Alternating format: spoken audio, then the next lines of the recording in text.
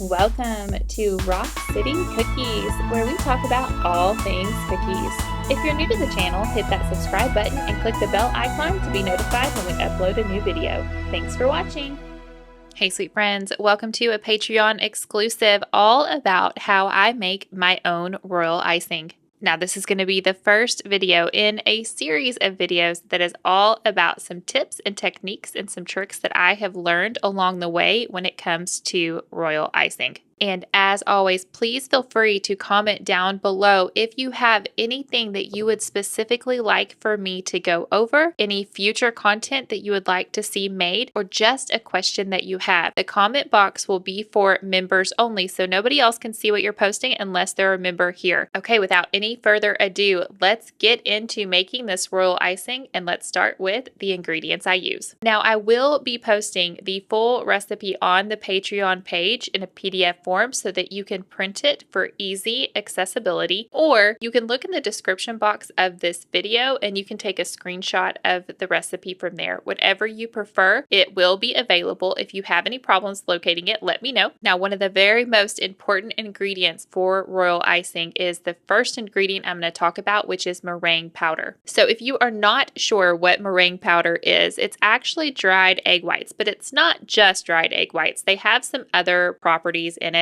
So there's some stabilizers, there's some cornstarch, I believe there's sugar in it, and I think citric acid is the other ingredient. So that's all included in your meringue powder. So if you're not using meringue powder of some sort, then you're using an egg white recipe, then your recipe will be quite different from mine because you'll have to add some of those things in with your egg whites. Now, I personally have only ever used Wilton's meringue powder. I've used it for 4 years now. It's worked great for me. However, I know there's a lot of other meringue powders on the market out there. So just be careful if you do use a specialized meringue powder. A lot of those have their own recipes. So make sure you follow whatever recipe for that meringue powder. But if it is just a strictly run-of-the-mill meringue powder like Wilton, then you can follow this recipe. And I get mine at Walmart, but I'm pretty sure that Hobby Lobby also sells it and probably some other craft stores. So you can find Wilton a lot of places, which is why I actually prefer it, because I can find it easily and quickly. But if you have a different preference, that is a-okay to substitute your meringue powder for this meringue powder. And I have personally found that 4 tablespoons is the perfect amount for my recipe. I was originally using 5, but I took it down to 4 and my icing was just a little bit softer and I really preferred that. But you do have to be careful because if you don't have enough meringue powder in your icing, it will not dry. So if you are going to play with adjusting how much meringue powder you put in your recipe, only adjust in small increments to get to where you ideally want to be. For me and this recipe, 4 tablespoons is perfect. Next up is cream of tartar. And I, again, use the Walmart brand, but you can use whatever brand of cream of tartar you want. I have tried to omit this before because I didn't really understand the science of why royal icing needed cream of tartar, because I thought a lot of people said it was just to make it whiter, but that has not been the case for me. I have to have cream of tartar in my recipe or my icing will not dry. So I do not understand why it doesn't, but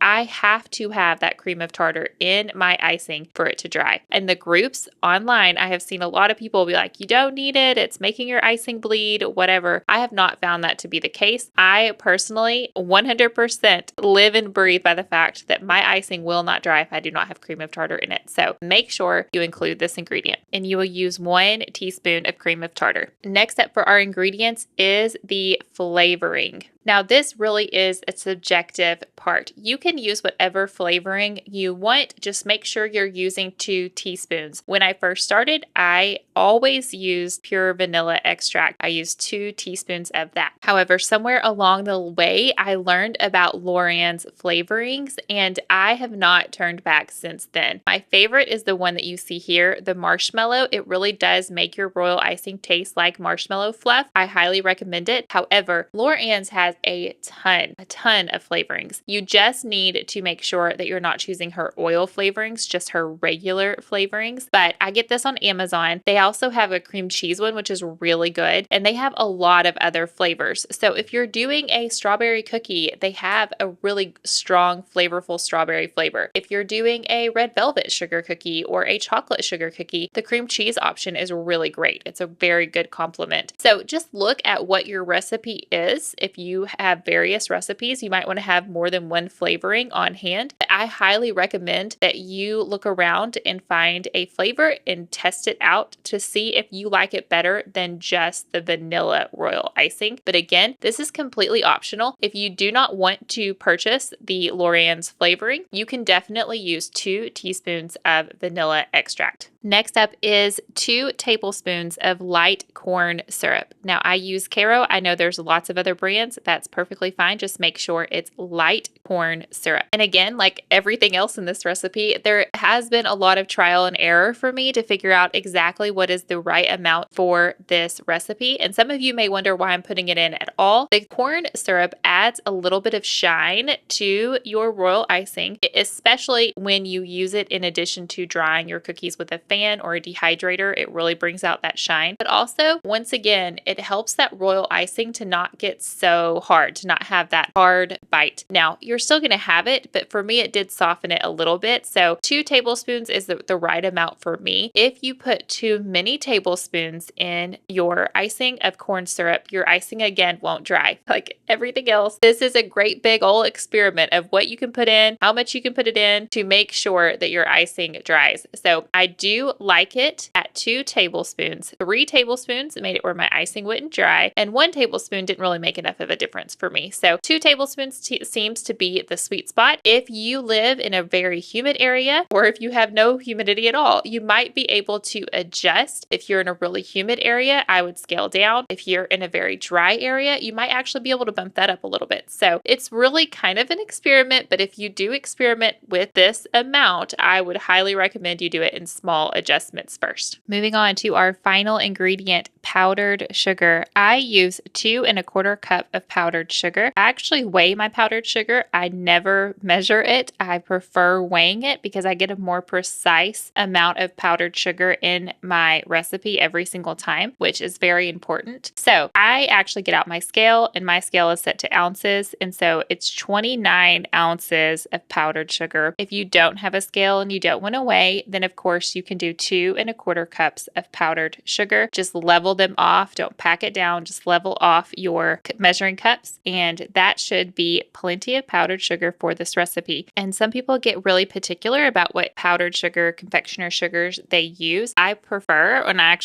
don't even know if I prefer it because it's just what I always use, but I use the Walmart brand, the Great Value brand of powdered sugar. I have used the Domino brand at times whenever Walmart was out of their own powdered sugar. So I have used Domino, but those are really the only 2. I'm not particular about my powdered sugar. I have seen a pretty consistent result with the Great Value brand, so I just don't switch it. So if you have a brand that you're loyal to, of course, feel free to use it. Otherwise, for me, Great Value has worked great. All right, now that we know all of our ingredients, let's actually make some royal icing together, and we start with the dry ingredients first. So you can, as I've already mentioned, measure out your powdered sugar either using measuring cups or a scale. As you saw, I prefer a scale. So that's what you're going to watch me do here. I first put my measuring bowl onto the scale, and then I turn it on. And what that accomplishes is called zeroing out your bowl. So you want to make sure that you zero out the weight of your bowl before you start dumping in your powdered sugar, or else your weight will be off for your powdered sugar. So after my scale is zeroed out, then I just add powdered sugar until I get to 29 ounces. Now, I am not so particular that I don't care that if it's 29.5 or 29.3 or 29.6, just as long as it lands somewhere in the 29 point range, I'm happy and I move on. Now that our powdered sugar is done, we are going to start adding the rest of our dry ingredients to our mixing bowl. So we're going to start with our meringue powder, and you're going to do 4 tablespoons of meringue powder. Next up is our cream of tartar. So add 1 teaspoon, and I usually do a heaping teaspoon. I don't level it off. I just do 1 teaspoon of cream of tartar. That's it for our dry ingredients. So we are going to whisk all of our dry ingredients together. And I do whisk for a little bit of time because I do not sift my powdered sugar before I start. Some people choose to sift their powdered sugar before they do any of their dry ingredients. I personally have found that if I whisk my ingredients together and I whisk that powdered sugar, that gets out all of the clumps and it doesn't need to be sifted. So that's up to you, your preference, but I have found that I prefer just to whisk. All right, moving on to our wet ingredients. I will now be putting my mixing bowl onto my KitchenAid mixer. And now I'm going to add 3/4 cups of hot water to my dry ingredients. Okay, I know you're wondering why hot water. This is just something that I have learned over time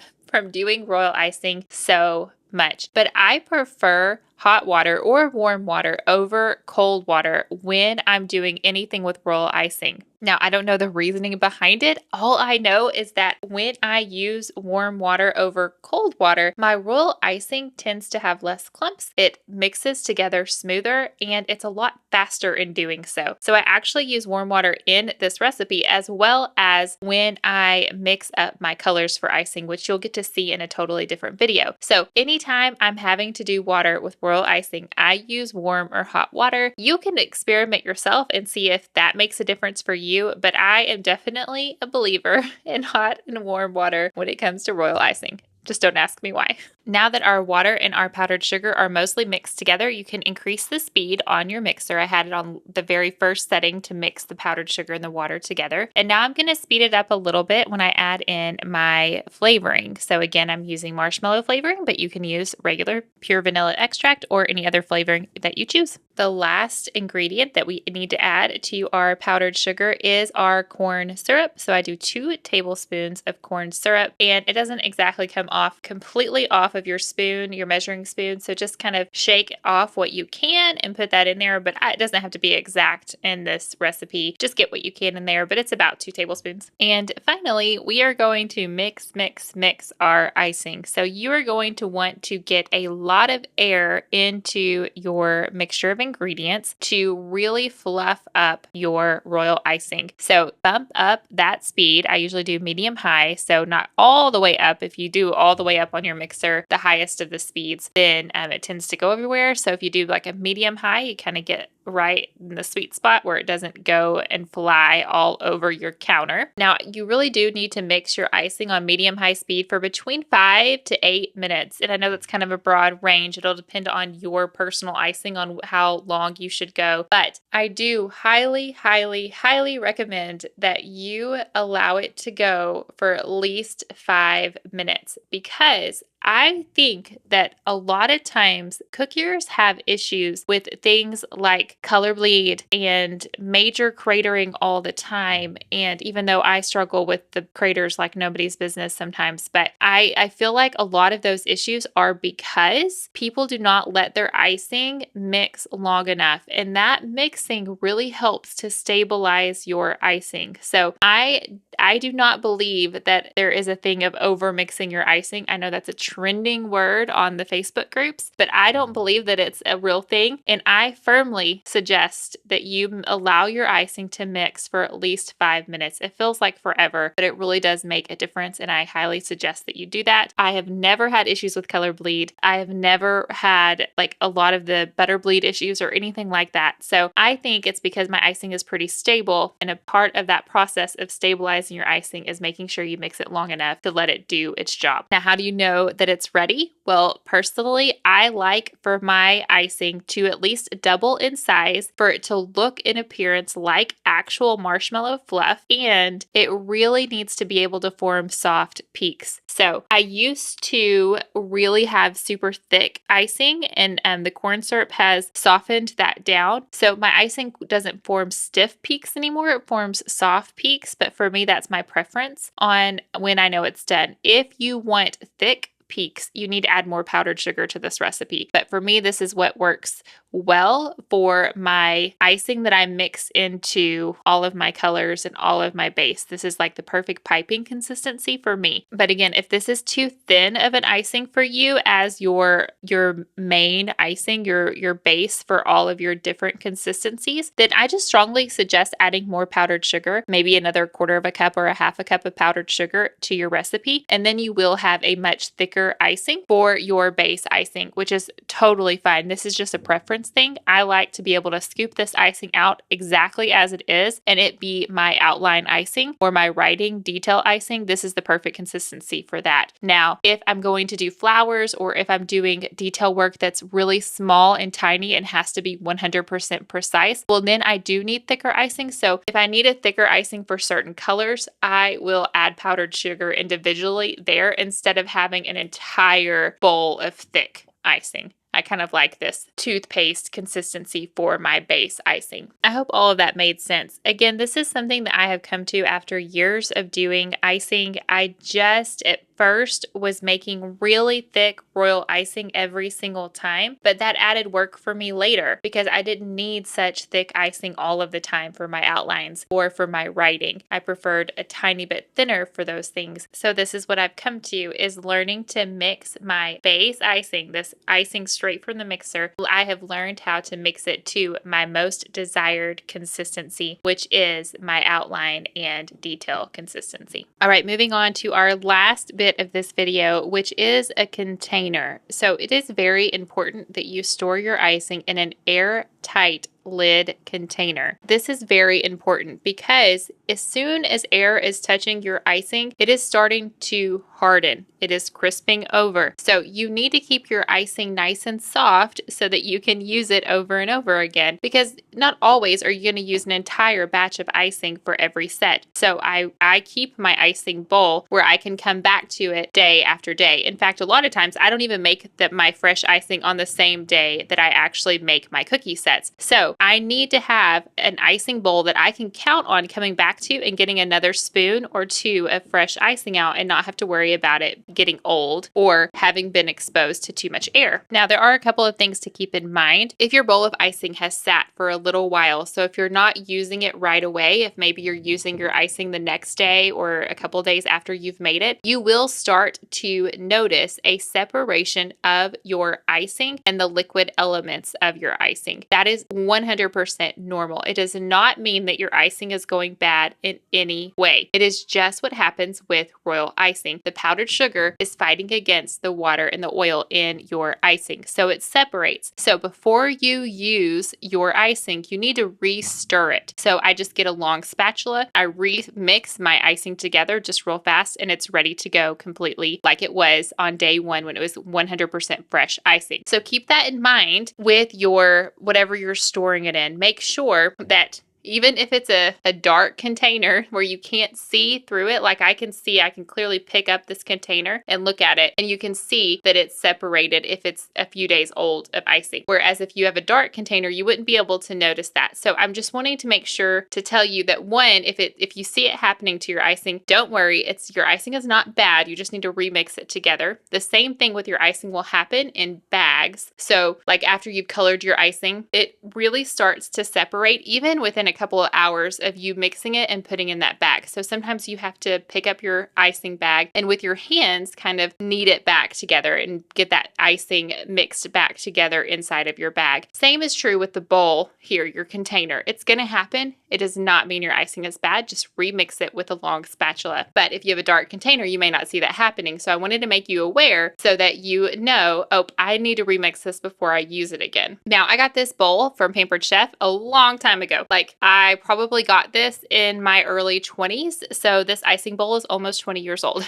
So it is just a really old 2-quart bowl, glass bowl from Pampered Chef. However, I did find some 2-quart bowls on Amazon that have some lids. So I did list that in the description box below. You are more than welcome to use whatever you find. This technically on the thing it says 2 liters, which is about 2 quarts in America. We use quarts more than we use liters, but on the glass bowl itself, it says 2 liters. So, and 2 quarts is almost, I think 2 quarts is just a tiny bit more than 2 liters, but that's how much icing this recipe makes. So if you're looking for a container, you might want to look for a container that's at least 2 quarts large, or 2 liters large enough to hold all of this icing in one container. Otherwise, you might have to split it up into multiple containers. Again, I did link a 2-liter glass bowl with a lid on Amazon in the description box below, but you're more than welcome to use whatever container you want. I do tend to prefer glass because I don't want to have to worry about the plastic seeping in or anything like that with my icing. I know glass is a pretty safe bet, and I can really sterilize it, and I can get it nice and clean in between uses and all of that good stuff. So, but really this is just a preference thing, but you definitely want to make sure that it does not let any air in, and that you store your royal icing for up to about 3 weeks. Honestly, it's very stable because of all of the sugar that's in it. It makes the product a very stable product, but I typically go through my batches of icing very, very, very quickly. I don't know that I've ever had an entire bowl sit for 3 weeks unless I was on a break from cookies, but I would say if you haven't used it in 3 weeks, I would make a fresh batch for with whatever project you're working on. But I definitely think at room temperature, I actually put mine in a cupboard, but it can just stay on your counter. It's wherever you want to store it. It does not have to be in the refrigerator to stay good at all. It can stay at room temperature on your counter for about 3 weeks. Now, freezing it, if you are looking to freeze icing, which I will actually talk about in another video that's coming up, freezing icing, you can freeze icing for months. So that's always an option as well. If you are just a hobby baker and you don't make icing very often, or if you don't make cookies very often, you can freeze your icing and use it later. It has a very low freezing point, so it actually thaws crazy fast. My icing thaws out very quickly, so you can use it pretty quickly after you've pulled it out of the freezer. So it's just really up to you on how you want to store it, but I definitely just store mine at room temperature. Okay, I think that's it, friends. I have more videos coming with icing. I have a video about how I bag my icing and what that looks like. I have a video coming that talks about freezing icing. I have a video that talks about what to do if you have craters in your icing. So I have more icing videos coming here on Patreon. So stay tuned for that. Again, let me know if you have any other questions. Thank you so much for watching, and I'll see you in the next one. Bye-bye.